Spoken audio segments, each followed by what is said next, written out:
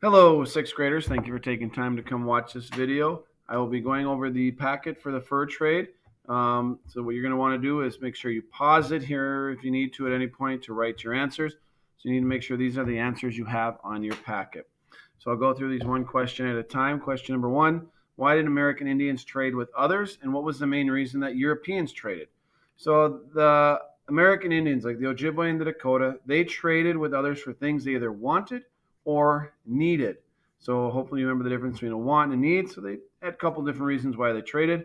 Where the Europeans were there to trade to make money. They wanted to make a profit for their business.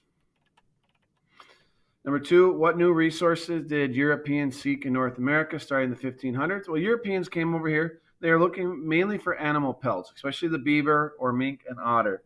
And they're also looking for timber. So they could send that back to Europe to be turned into like boards to build things with and ships and other things. Question three, what goods did the Dakota and Ojibwe want from the Europeans? So that goes back to wanting things that made their life easier. So things they needed like kettles, so a lot easier to get these things instead of having to make your own.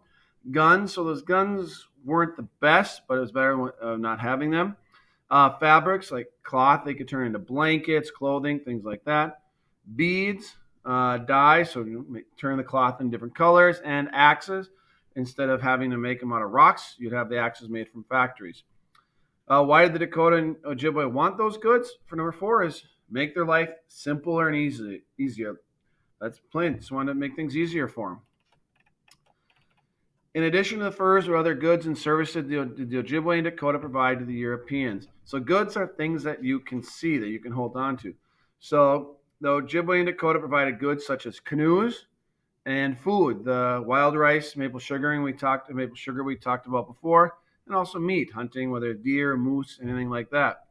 They also provide services acting as guides. So as a lot of Europeans were coming over here, they didn't know this area very well, so they needed people to guide them around. So guides did that. Interpreters were there to help translate languages, and suppliers. So the Native Americans, such as the Ojibwe and Dakota, could supply them with food and other things like that. So this all centers around beaver and why they wanted beaver furs. That's question number six. The Europeans felt that having that beaver hat, so that fancy little top hat type thing, was a symbol that they were rich and powerful. And they wanted that. So the wealthy wanted to show off. And the beaver population over in Europe was hunted to pretty much near extinction. So they had to find a new source of beavers. Number seven was how did the European traders support business by making use of the native people's beliefs of generosity, gift giving, and kinship? So those are a couple things we've already talked about when we had our chapter on the Ojibwe and our chapter on the Dakota, and how important generosity was to the Dakota and Ojibwe. Well, because of that generosity, the traders knew that. So they gave them gifts to say, hey, we're being generous to you. We're giving you these gifts, hoping to strengthen that relationship. And sometimes traders would marry into Ojibwe and Dakota families. Not only the fur traders, the clerks might do it, the voyagers might do it, because they feel if they marry into those cultures, they'll become stronger. And that's what that term kinship, becoming a stronger family.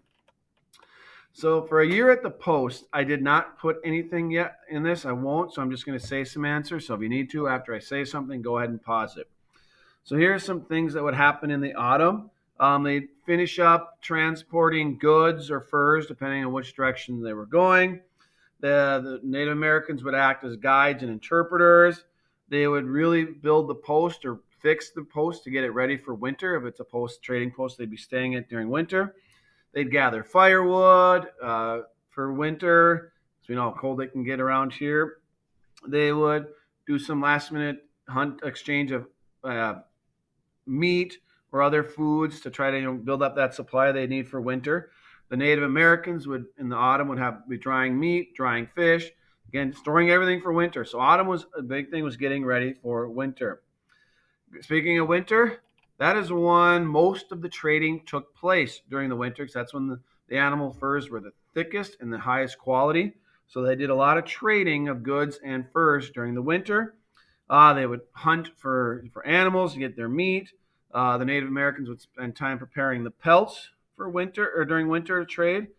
And just that's about all that happened in winter. A lot of boredom in winter, not a whole lot to do. In spring, they would start to get the canoes ready, checked if anything need to be replaced or repaired at all. They do some last bit of trading. Um,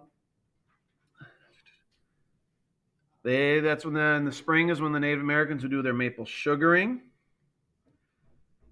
and they prepare things to be sent back to Europe. So they'd start packing up the pelts to be loaded into canoes to go to Montreal, and to go from Montreal on big ships back to Europe, where those pelts would be turned into hats. In summer, summer was probably the easiest time because a lot of paddling going on during the summer.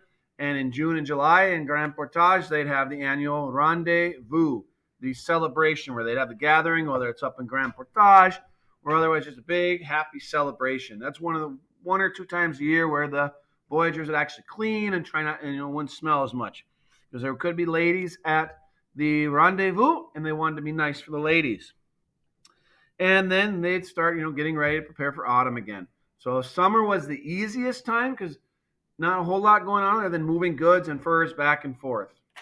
So speaking of the fur trade, there are different roles in the fur trade,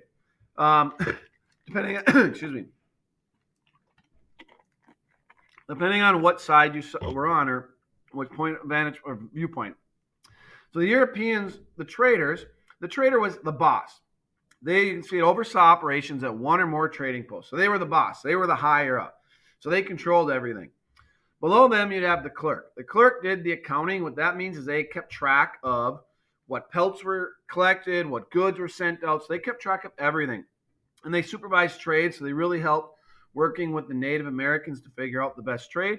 And they also packed the pelts. So you have the trader on top, and below them, the clerk. Both the trader and the clerk could read or write. Then you get down to the voyager. Very few could read or write. They didn't have the need to read or write. So they were the ones that did the physical labor. So you can see here it says transport heavy bundles of furs and trade goods by canoes. So that's what they did, physical labor. Then you have some roles on the American Indian side. You'd have the hunter. Well, their job was to hunt or trap, whether it was the beaver, the mink, those type of things.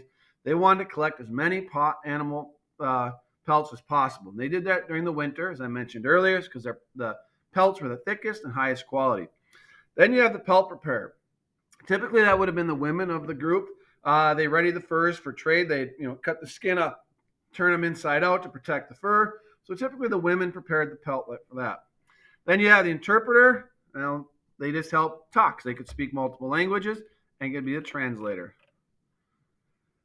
So we talked about human capital before in question number 10. Human capital is your ability to earn income, and you can improve it by getting educated, taking care of your body, staying healthy, going to school, talking to people, and things like that. So human capital, your ability to make income. So if they didn't work hard during the fur trade to increase their ability to make income, what might happen?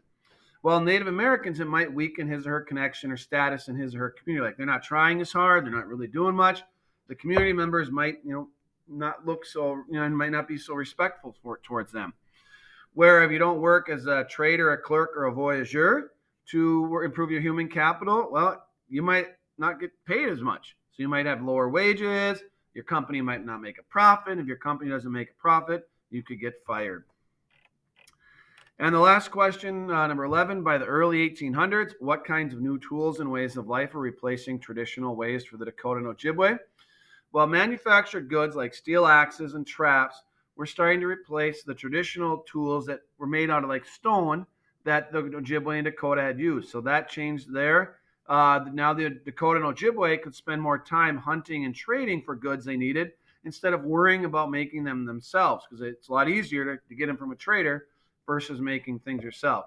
So we're starting to see the Dakota and Ojibwe start to give up their traditional ways of life, way of living, way of making things, and starting to depend more on the Europeans for survival, which is kind of sad because we're seeing the end of their culture. Please let me know if you have any questions about this packet, and thanks for watching. Take care. Bye.